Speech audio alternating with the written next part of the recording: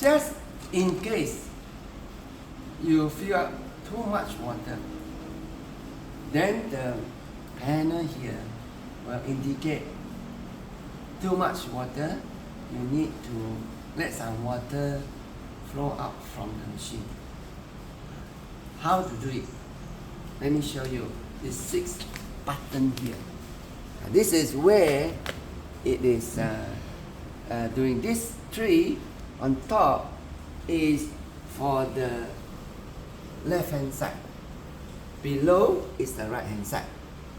Okay, now I need to, it's good for you to switch off this, and then you put the bucket, the container here, and it's good to get the dry clothes.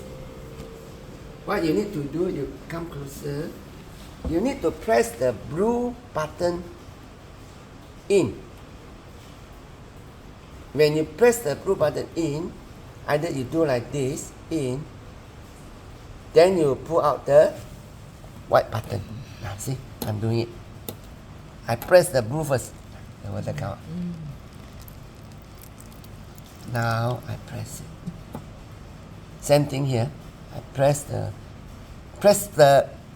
blue button in. Press it in, then I take it, and then press the white button. Okay. Okay, that's it. Thank you.